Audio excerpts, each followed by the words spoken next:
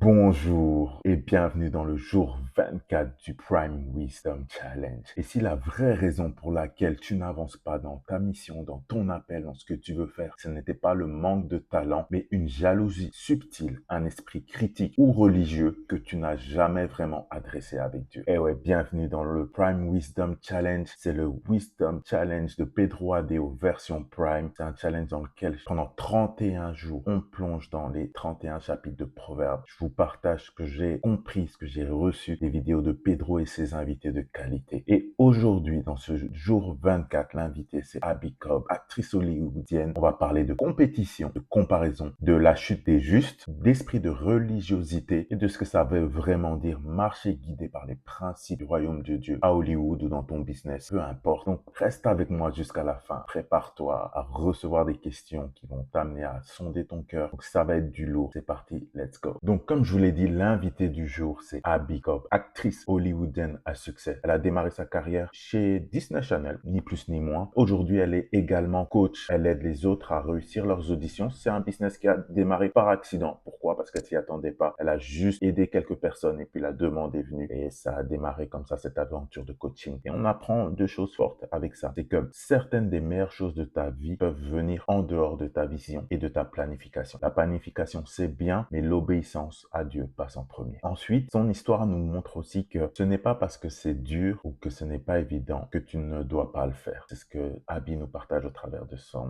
histoire personnelle à Hollywood. Elle nous dit aussi que beaucoup de gens n'échouent pas. Ils abandonnent juste trop vite, trop tôt. Donc avec elle, elle va nous embarquer dans ce thème du jour qui est ne sois pas jaloux, n'envie pas et ne t'associe pas avec ceux qui font le mal, même si extérieurement ils réussissent. Abby Cobb est actrice, c'est son métier. Elle travaille à Hollywood dans un milieu qui est challengeant. Elle nous explique que c'est difficile là-bas parce que tu es en compétition avec des gens qui te ressemblent littéralement. Donc tu es dans une pièce avec 50 personnes qui ont la même tête que toi et qui sont tout aussi douées que toi. Donc du coup, là-bas, si tu n'es pas solide à l'intérieur, ça peut détruire ton identité.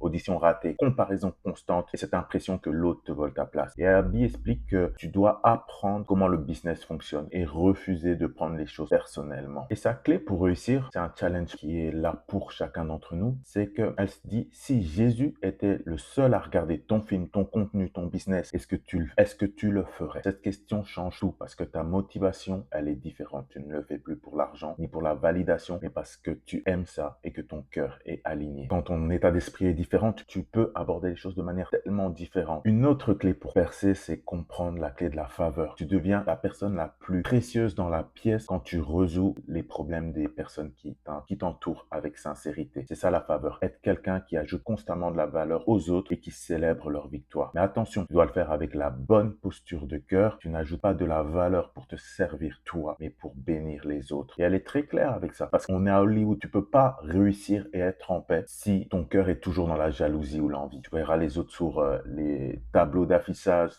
à l'affiche des gros films. Et puis là-bas, il y aura toujours quelqu'un de plus beau, de plus riche, de plus compétent que toi, ou plus visible que toi. Donc, gérer son cœur est très important. Et la sagesse, c'est de laisser Dieu vérifier ton cœur, venir briser la jalousie, l'envie, et te tirer au travers de sa parole, à l'aide du Saint-Esprit, à sonder ton cœur. Le verset 6 nous dit, oui, il faut de bonnes directives pour faire la guerre, et la victoire tient au grand nombre de conseillers. Donc, la victoire dépend des bons conseillers qu'on a autour de nous. Abby et Pedro nous partagent des conseils simples pour trouver un bon conseil. Comment trouver de l'aide? Donc d'abord, tu dois demander de l'aide. Puis après, tu penses aussi que tu peux demander à Dieu, Dieu, comment tu veux m'aider? Quelles ressources sont pour moi maintenant? Et tu dois également te rappeler que tu peux entendre Dieu personnellement. Puis tu cherches conseil auprès d'humains pour confirmer, affiner et préciser. Il nous partage également que pour avoir un vrai conseil, c'est toi qui dois le demander. Les personnes qui veulent constamment te dire ce que tu dois faire et partager ce qu'ils ont dans la tête, c'est peut-être pas ça. Pourquoi? Parce qu'un bon conseiller ne veut pas s'imposer ni te forcer la main. Ce n'est pas sage de donner son avis de manière non sollicitée, surtout si le sujet de vie est important. Ensuite, regarde l'avis de la personne qui te connaît, qui te conseille. Est-ce qu'il y a des fruits, des résultats, des preuves de son domaine d'expertise, de ce qu'elle pratique, de ce qu'elle enseigne? Comme tout le monde ne peut pas être doué partout, il faut savoir connaître vers qui on va chercher les informations. C'est difficile d'être excellent dans tous les domaines. C'est pour ça que tu as besoin de plusieurs conseillers pour les différents domaines. On continue avec le verset 11 qui dit « Délivre ceux qu'on traîne à la mort, retiens ceux qu'on amène tout tremblant pour les tuer. » Et le 12 dit même « Si tu dis « Ah, nous ne savions pas, celui qui évalue les cœurs n'a-t-il rien compris? Celui qui veille sur toi ne sait-il pas tout? » Ce passage de Proverbe 24 nous emmène dans un sujet un peu plus lourd. C'est-à-dire qu'il est important qu'on prenne nos responsabilités, sauver ceux qui sont amenés à la mort, retenir ceux qui chancellent vers la boucherie. Abby et Pedro font le lien avec notre industrie. Dans ton milieu, là où tu te trouves, des gens sont vraiment en train d'être égarés, emmenés vers la destruction. Et si Dieu voulait t'utiliser toi comme une main tendue pour les détourner de ce chemin, c'est vraiment une responsabilité qu'on a. Si tu as un certain niveau de succès, de confort, de visibilité, ce n'est pas suffisant de prétendre que ce qu'il y a autour de nous ne nous concerne pas. Le verset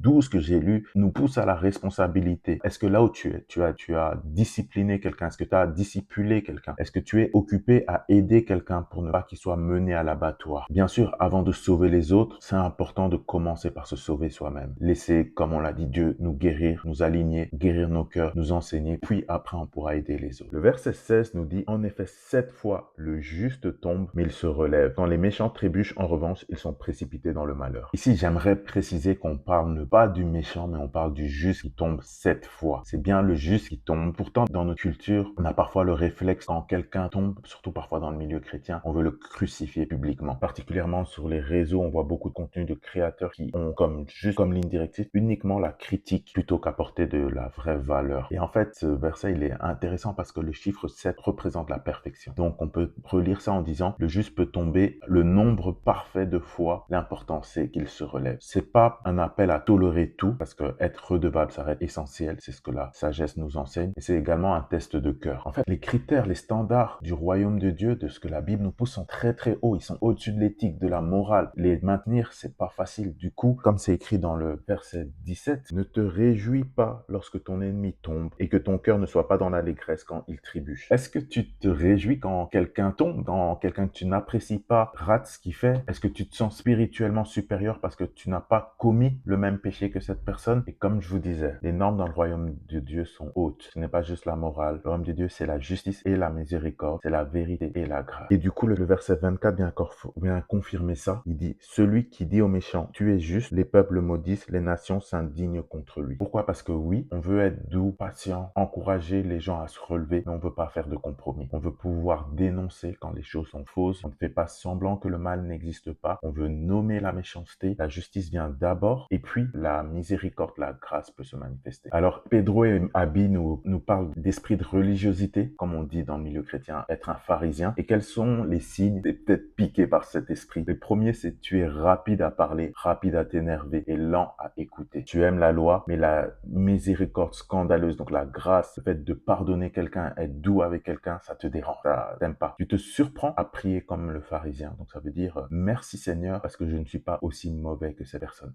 Un point important, c'est qu'on juge les autres sur leurs actions, mais on se juge soi-même sur nos intentions. On adore dénoncer la corruption, les choses mauvaises dans le camp d'en face, chez les autres, chez les méchants, mais on est aveugle dans la corruption dans notre propre camp. Ça, c'est de l'hypocrisie. Et en tant que personne guidée par les principes du royaume de Dieu, on refuse de s'aligner avec cet esprit de religiosité. Jésus n'est pas venu pour fonder une religion de plus, il est venu pour amener le royaume de Dieu. Donc du coup, Pedro résume tout ça avec une phrase, c'est le royaume de Dieu ou rien. Donc prenons notre place.